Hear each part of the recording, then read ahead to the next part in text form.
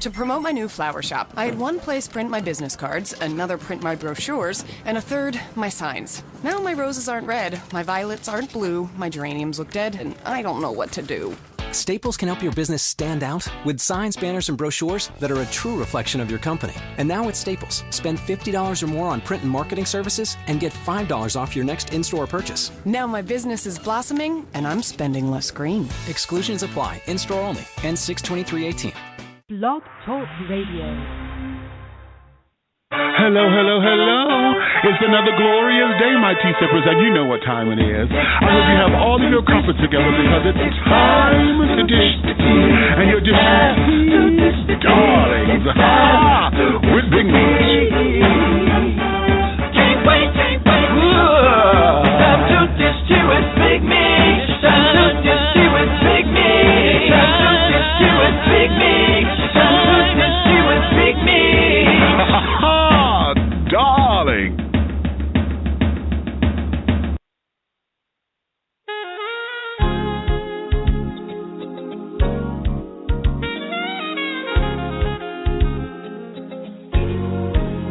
Here's my hand.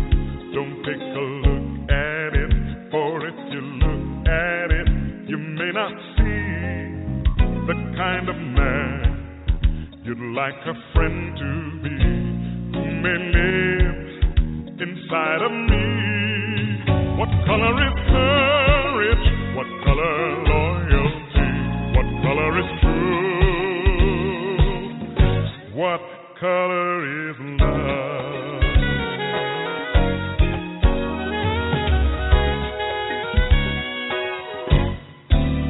Here's my hand.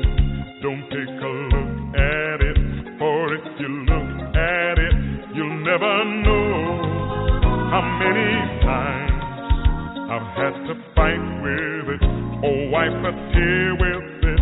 It doesn't show. What color is heartache? What color loneliness? What color is hate? What color is love?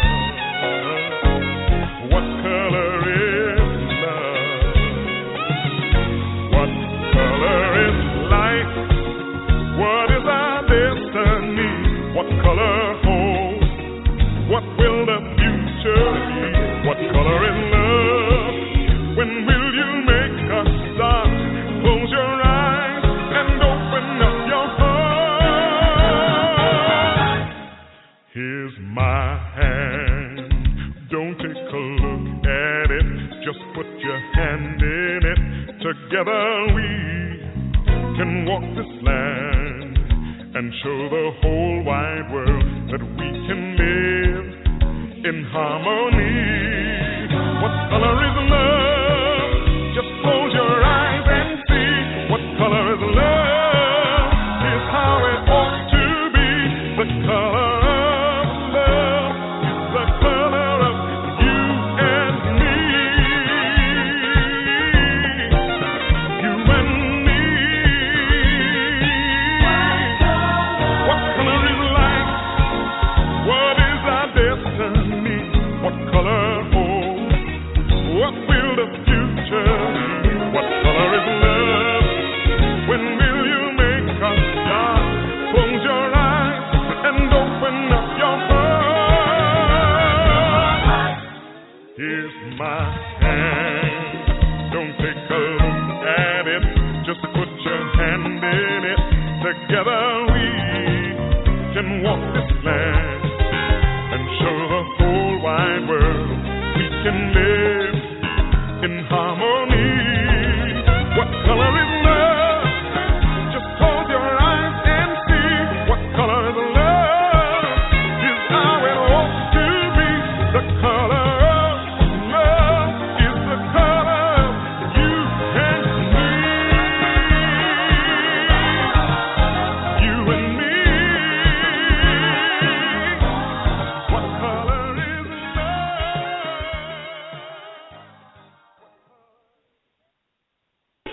Double Exposure Media Relations is a full-service public relations, marketing, and artist development firm specializing in urban culture and lifestyle. Spearheaded by the Henry Hingers of hip-hop, Mr. Angelo Ellerby, Double Exposure serves to educate its clients about the dollars and cents of the music industry. For more information about Double Exposure Media Relations, call 201-224-6510. 201-224-6510. Double Exposure Media Relations. And hello. Hello out there in Blog Talk Radio land, here in the glorious United States and across the globe. Hello to my friends over there in Germany and Italy and France and the Caribbean islands, and to all of you within the sound of my voice. It's another glorious Wednesday, my tea sippers, and I hope you have all of your crumpets together, because you know what time it is, honey, because it's time to dish tea, and you're dishing tea, darlings, with Big Meech, honeys. Okay, now y'all know I've been giving y'all, commentaries and things, and today's commentary, I'm sure all of you are in basking in the glory of what the Super Bowl is and all of that. Y'all know I'm not a sports enthusiast or anything of that nature, so to have, all of that going on, it really meant nothing to me, okay? However, I could take in a good game. I've learned how to watch a good football game here and there, for obvious reasons, of course, darling.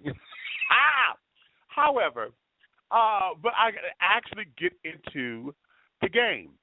And I'm like, okay, whatever. But I did not partake of the game at all this particular time. I had to work and carry it on. And where the television is at the hotel, honey, it was not near my workstation. So I didn't even bother with it. And usually when I'm watching the Super Bowl, I'm fascinated by the halftime show. Of course, all the fanfare and this, that, and the other to see who's going to perform and all of that. And I didn't get to see that either in its entirety. I went online and caught little bits and pieces and carrying on. And my commentary today comes from this so-called Super Bowl controversy that has erupted from the performance pieces. Now, you guys know, for those of you who watched it, we had Coldplay. They were the headliners, and Bruno Mars. And then, of course, Queen Bee herself, Beyonce. Okay? So, actually, the part of the performance piece that I saw happened to have been Bruno and Beyonce. Now, Bruno come out, he does his thing, and then all of a sudden we get this breakaway, and Beyonce come on and does her thing, and then they do this, this battle, if you will, kind of like a J-set battle of the dances and all this, that, and the other. And I thought it was a performance piece that was just out of this world, right? It was sickening, okay, from what I caught of it. Now, here is where the complications come into play. Now, according to what the interviews and things said, they were paying homage to all of those performers who had performed previously, for the Super Bowl. And just a little bit of trivia for you. This was Super Bowl 50. So this is their 50th time doing these damn little, contests for the little trophy for those who play this particular sport. Now, in previous years, they had, folks would come out, they had the marching bands and this, that, and the other, blah, blah, blah, blah, blah. However, according to my research, they did not start bringing in performers, actual musical bands and rock stars or whatever, until I think it was 1991. That was New Kids on the Block. Okay? So they brought them in, and ever since then, they have been doing, this grand, big, illustrious show for the halftime show. Of course, my mama, Miss Patty LaBelle, she came in 95.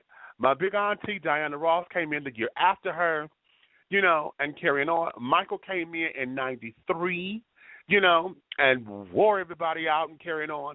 And so it went on and on and on. Madonna came in, of course, and et cetera, et cetera. Now, just to give you a little bit of history, there's only been 4 people who have been invited back for a second performance, okay?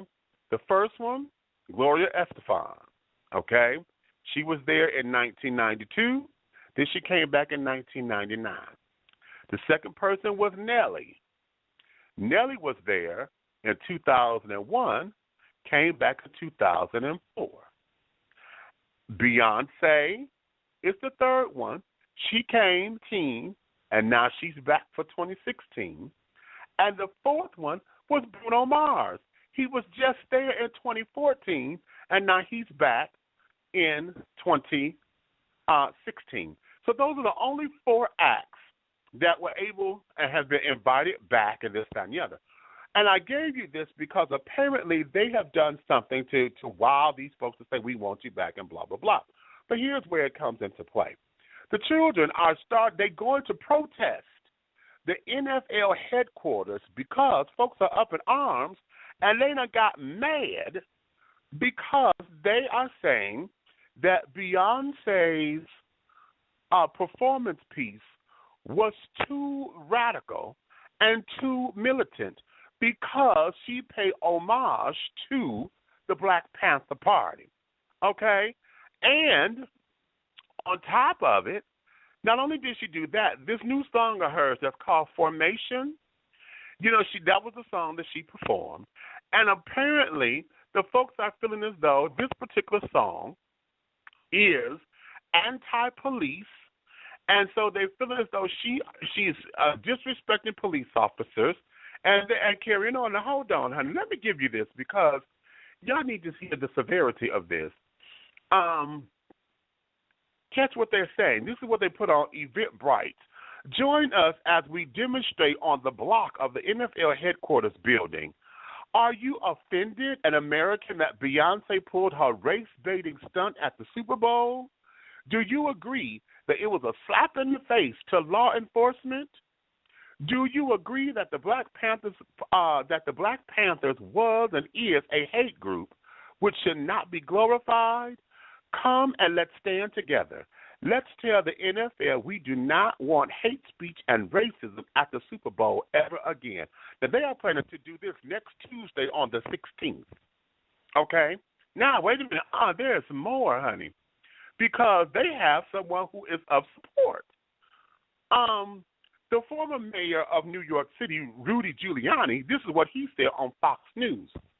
This is football, not Hollywood.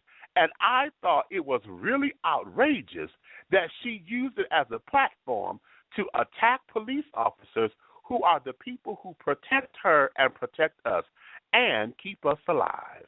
How about that? Babies, I'm trying to understand this. Now, here was the stunt that they were trying to pull. This is Super Bowl 50, okay? Now, for those of you who are unaware of what the Black Panther Party was about, they got formulated 50 years ago as well. Okay? So, in paying homage to the past performers of the Super Bowl, clock it now, Beyonce's costume was very reminiscent of what Michael had wore back in 1990. Okay? It wasn't a direct copy, but you knew if you put the pictures side by side, you knew where her influence came from. That's the first thing. Second thing, this is Black History Month. Okay? So now you have 2 prominent black performers who are now the superstars and are really doing it, and they decided to sit down here and put a piece together that was going to represent just about everybody within this. Okay? Now, having said all that, this is Super Bowl 50. So you got the 50 years of the Super Bowl. You got 50 years of Black Panthers. You got the homage to all of the great performers and carrying on who have done this before. And so now she has a new song that just dropped. And according to what the folks are saying, you have to catch the video because listen to the song. The lyrics to the song is about women empowerment. This song is about Being able, she says, get into formation, honey, and basically she's calling you out and say either you step up to the plate, honey, or you're going to get eaten alive. Whatever it is that you want, this is what you go for. You set your mind to it. And she talks about her history. She talks about her being a proud black woman, her mama from New Orleans, her daddy from Alabama, she from Texas. They got together and made a Texas-Bama baby. Okay? Listen to the lyrics. You catch the lyrics, and you understand where she is. But it's the video that folks are upset about. Now, she's making references to Louisiana. That's New Orleans. That was the flood. So she talk about the flood. She got all this symbolism and stuff in here. She got a black child in a hoodie and things standing in front of police officers and all of that. The video is a real prevalent piece to what is going on to today's times or whatever. And she's saying to the ladies, it's time for you to step up, take formation. Stand up, because this is what we got to do. We got to stand up, and now we got to go get whatever it is that we want, because you see it's not going to be given to us. Let's break the curse of all of this. Well, I don't believe in generational curses like that. That's, but let's break the cycle, if you will, of them seeing that or thinking or explaining or into this whole thing that all we want to do is just lay around and be lazy. That's what I'm getting from the song. Okay? Now, also in the song, if you're not familiar with Big Frida is the new bounce queen, honey. She does a little, that's a New Orleans dance that they call bounce. We call it twerking, but they call it bounce and carrying on and things. And she's from New Orleans, but she sounds as if she's from the islands or whatever. But, a lot of New Orleans are carrying on. They're Creole, so a lot of them coming from all these different places, and they migrate there and carrying on. So she's a part of this particular song as well. So she's infused all of this culture into this particular song, and now the folks are sitting up here, they're upset about it, okay? And they want to boycott her because they're upset and pissed about a song, okay? And pissed that the girls that she had at the Super Bowl party were dressed in all black leather, they had on black Tams, and they rocked it, okay? Now, when she did the formation and they did the X, they don't know why she did the X, but everybody is assuming that the X formation was supposed to represent the Malcolm X emblem and carrying on. Not that it had anything to do with football, because, football is nothing but X's and O's, but they went straight to Malcolm X. Now, here's another thing that they want to protest about. Now, catch it. I want you to put your wig on, duct tape it down, honey, real good. Because at the end of the piece, okay, they had this great, big, huge, colorful display, right? And it says, believe in love. Now, do y'all know that these stupid-ass children want to sit up here and protest that because they say that the children will sit up here promoting homosexuality at the damn Super Bowl. And all these tweets done went around, and the kids sitting up there mad, talking about something, this is no place for the homosexual agenda to be displayed or whatever. How dare you do that? Baby, the Twitter sphere has blew up about the colors. Now, I'm sitting up here asking these folks, when did the rainbow automatically mean gay? Huh? See, let me give you a little bit of history about this thing here. I know we have taken it and we have made it to mean gay because the LGBT community have embraced that symbol. And every time you see it, everybody assumes that you're gay. It is supposed to represent diversity. Every color in the rainbow, honey, is independent of itself. And when it comes together, we have this beautiful arc, and it makes a beautiful tapestry. That there is what the rainbow is supposed to represent. Also, now let me get a little bit biblical with you now, because, see, for those of you who are biblical scholars, you understand that the rainbow was a gift from God that was supposed to be placed on the folks, because that was what the gift was to Noah and the folks who survived from the ark, to say, you are part of my covenant and you are protected, and that I was not going to destroy the world like that again, because I'm covering you as my people. That there is what the biblical stance of the rainbow is, and it's obvious that there is where the community, the LGBT community, is fueled from, because all of us are coming out of the church, okay, and carrying on. And we have those. So, something as beautiful as the rainbow has now become a symbol that is supposed to represent diversity. If you sit down there and practice live and let live, okay, do unto others as you would have me do unto you, or whatever, then this whole thing about this rainbow would not be a fucking issue. However, it is. These children want to protest and go down here and get on these children about a damn football game because the conservative children want to believe that this was the agenda. Now, here's something I want you to think about. Okay? Do they have a point? We just went through all this about the black folks wanted to boycott the Oscars and carry on because there wasn't enough black representation or whatever that is. And I'm not standing for the boycott, because y'all go listen to my commentary. What I said: if you don't want the Oscars, then create the Aussies. Okay, pay homage to Ossie Davis. Sit down there, create the Aussies to be what you think the Oscars are not. How about that? So with that, are these children? Do they have a point to sit up there and say they need to protest and get all up in arms about something that they know nothing about? Apparently, they have not listened to the lyrics of this song, okay, to understand what it is. They're going on the visual presentation, and it's in their face. And I'm going to tell you something else that just hit me. Beyonce, being a powerful woman within the music industry, Beyonce being the woman who is able to shape and command popular culture.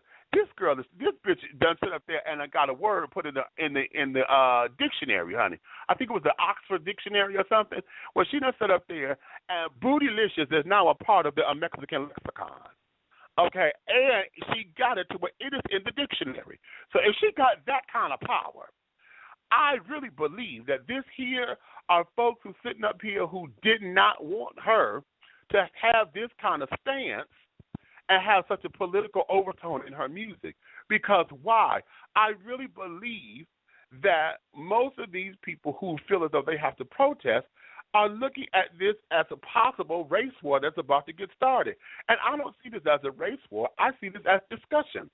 We are at a prime opportunity where we could get people to sit down and absolutely talk about race from a real standpoint.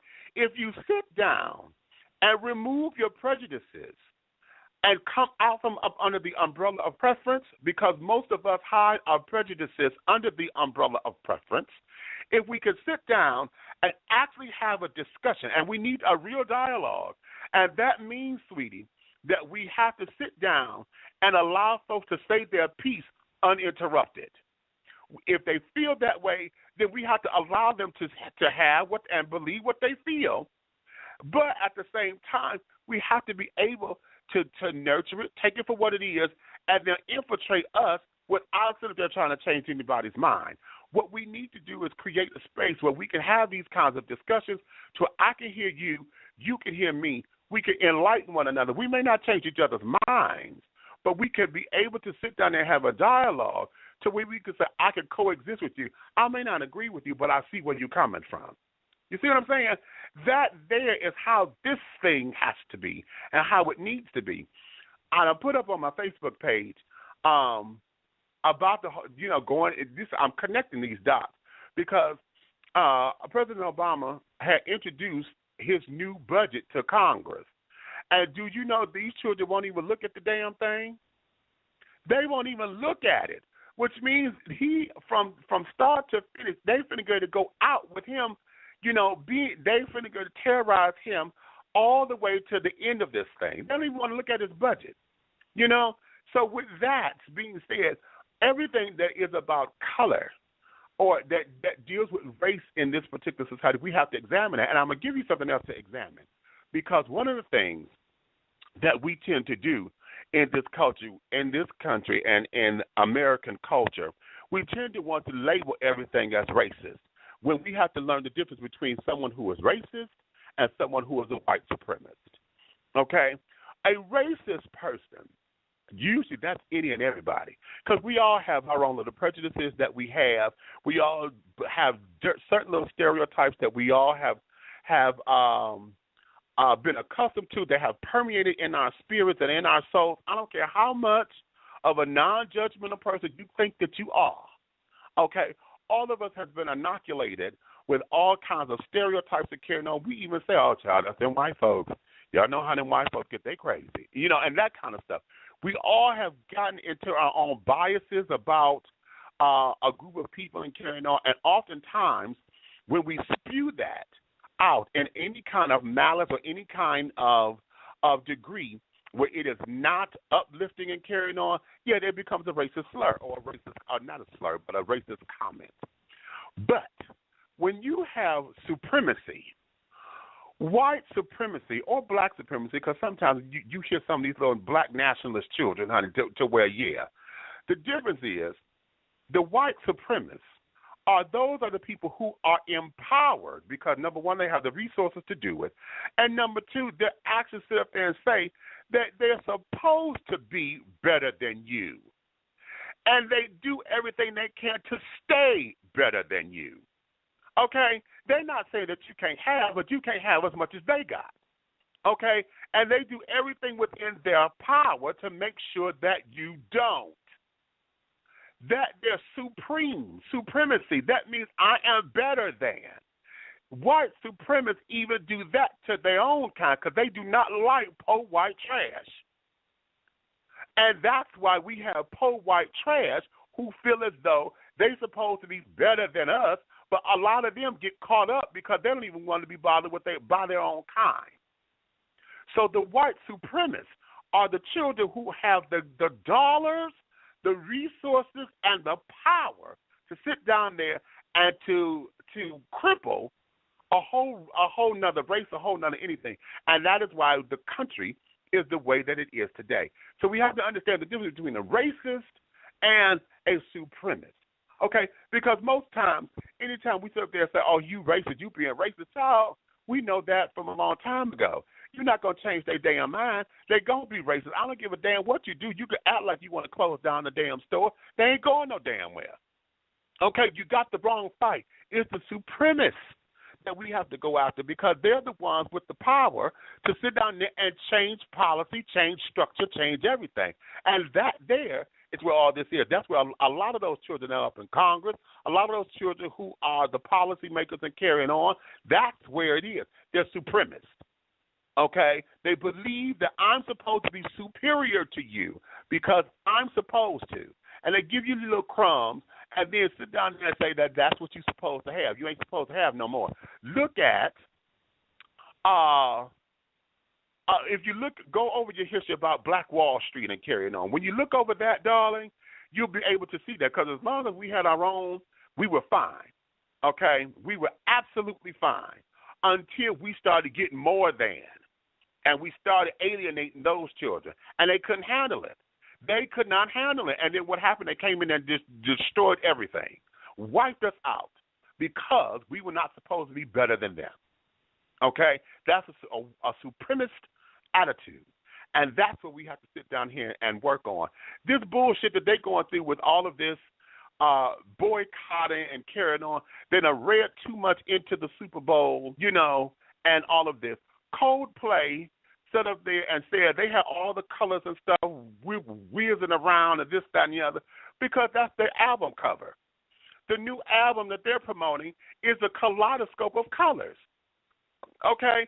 And if we're supposed to be a nation that's supposed to not see color or it's not a black and white thing, why is it that we're all focused on the rainbow flag for it only to mean that this means gay? Huh? That doesn't make any sense that you sit up there saying that you want to promote tolerance, you want to promote you want to educate yourself. We're supposed to be promoting brotherhood and sisterhood or whatever, but yet every time you see a fucking rainbow, you want to say, "Oh, that's gay." Really? What about diversity? Because, see, one of the things about America, we got to stop saying that we're a melting pot, honey. We need to be a stir fry. and a stir fry, honey. I got my pea pods, I got my cauliflower, I got my carrots, I got my broccoli, I got my potatoes, I got my pearl onions, and everything comes together. It makes a beautiful dish. But when I pick them apart, honey, I eat one at a time. I still get each individual flavor of the dish. We're not a melting pot, honey. We need to be more of a stir fry. You understand? Now, that there is my little 2 cents on this. Fuck all these bitches with this shit, honey, and stop all this old craziness. That's what we need to do. Tell them to stop all this damn craziness. Because at the end of the day, Miss Beyonce still going to make her coin whether y'all protest her or not. The Oscars are still going to go on whether you protest them or not. Get your priorities together, honey. This ain't no fight. This ain't no fight. This is just a disagreement. Now, that's my 2 cents on the matter. If you love me, honey, email me or whatever. Follow me at Facebook, Big Meech on Facebook, Big Meech1 on Twitter, and on the YouTube page. And for that, I am out. Ha.